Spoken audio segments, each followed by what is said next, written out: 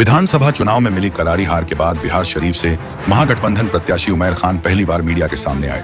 उन्होंने धनेश्वर घाट स्थित कांग्रेस कार्यालय में प्रेस वार्ता कर बिहार की जनता का धन्यवाद किया।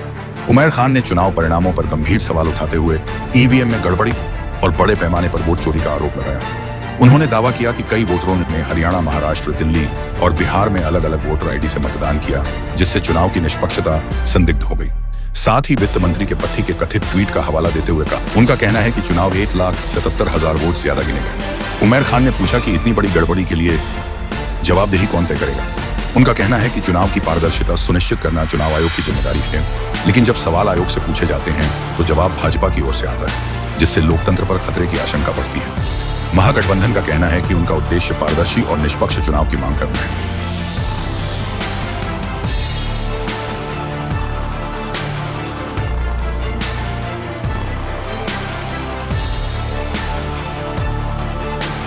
क्योंकि जो राहुल गांधी ने प्रश्न उठाया है कि वही वोटर हरियाणा में भी वोट कर रहा है, वही महाराष्ट्र में भी वोट कर रहा है, वही दिल्ली में भी वही वोट कर रहा है, वही लोग कसीर तादाद में बिहार भी लाए गए, अलग अलग जगहों पर बैठे हुए थे, अलग अलग आईडी से, वोटर आईडी से उन्होंने वोट दिया, तो वोट की चोरी हुई है।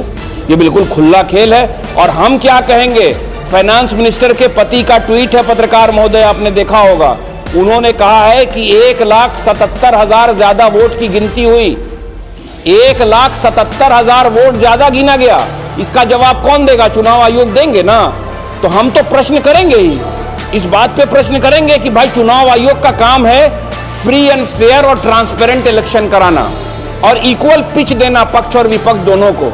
हम चुनाव आयोग से सवाल करते हैं तो जवाब चुनाव आयोग नहीं देता, बल्कि भारतीय जनता पार्टी के नेता जवाब देने लगते हैं, तो शक तो होगा कि लोकतंत्र खतरे में है। तो ये सारे मुद्दे तो हैं, मगर सबसे इंपॉर्टेंट मुद्दा यह है कि जैसे भी जीते हैं सर्टिफिकेट उन्हीं को तो मिली है, विधायक हैं। 21वां साल चल रहा है। हम चाहते हैं कि बिहार शरीफ विधानसभा का बेहतर विकास हो।